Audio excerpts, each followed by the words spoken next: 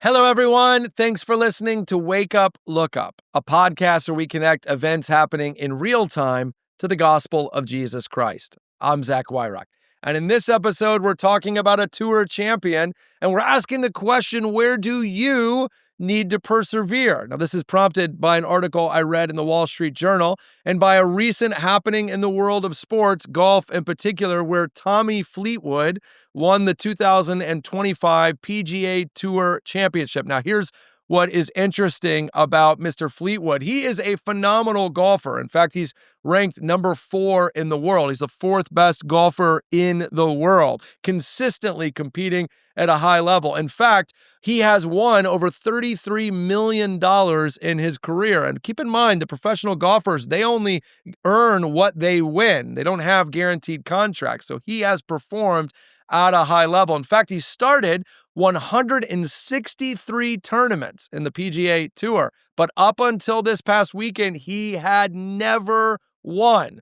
44 times he had finished in the top 10, but never won. It was a huge story in the world of golf because consistently on the final day of a tournament, you would see his name in the top 10 and you would wonder, is this going to be the time? And it never was. He was asked about it constantly. He spoke very openly and humbly about it. Everyone was kind of waiting to see if he would ever win and when it would happen, and it did this past weekend in the ending tournament of the season, the Tour Championship, with a $10 million prize. He finally won. Now, listen, I love sports, and you know, I love golf. So, of course, I wanted to talk about this. But from a pastor perspective, I wanted to talk about it in this way. It's a great example of the power of perseverance, of staying at something even if you don't yet see the results. And it might surprise you to know that the Bible has a lot to say about perseverance.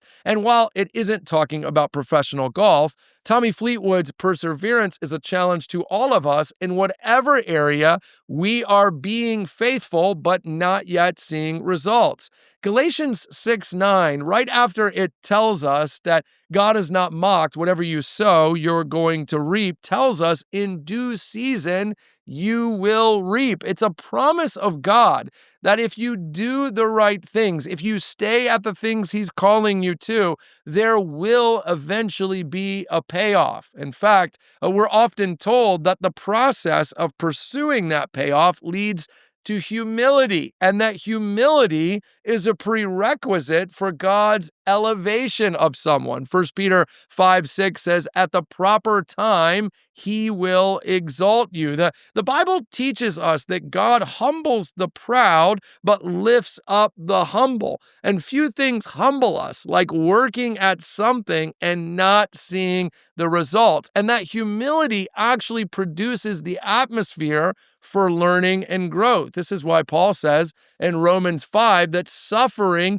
produces perseverance. Suffering challenges us. It changes us. And when we think suffering, sometimes we think of being physically assaulted for our faith. We think of getting some kind of massively difficult and negative diagnosis medically, and those things for sure are suffering. But so also is working at something and not seeing results. Listen, it's a reminder that what God is calling us to is faithfulness. And faithfulness is about obedience in the day-to-day, not just about producing a result. That's why Matthew 25 reminds us that what we're looking for God to say on the day of judgment to us is, well done, good and faithful servant. He doesn't call us earners or producers or champions or winners.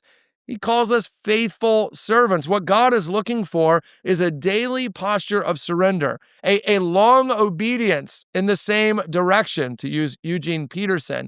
The results will come. The results are up to Him, which is one of the reasons why we should have a culture of celebrating other people's victories, because it's a reminder that faithfulness does lead to results. We're celebrating you today with our eyes on the horizon to what God is going to do in and through me or the person next to me tomorrow. That's why Romans 12:15 says to rejoice with those who rejoice, because every time God blesses and honors obedience, it's a reminder to all of us to keep going.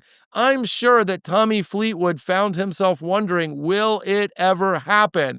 But he wondered on the way to the driving range, on the way to the golf course. He kept working at it. I wonder where you're frustrated in your parenting, in your career, in your spiritual growth. I wonder if you're wondering if a breakthrough is ever coming. Well, listen, wonder on the way to being obedient. Because what Fleetwood shows us, and the Bible tells us time and time again, is daily faithfulness will lead to eventual fruitfulness. Hang in there. Tommy Fleetwood is now a winner, and you and I will be as well if we remain obedient to Jesus. Hey, thanks for watching this episode of Wake Up, Look Up. If you enjoyed it, please help us get the word out by sharing it with someone you think might benefit from it. And while you're here, make sure to subscribe to our YouTube channel to get further content, or even download the CCC app, where you'll find even more resources to help you grow in your faith and relationship with Jesus Christ.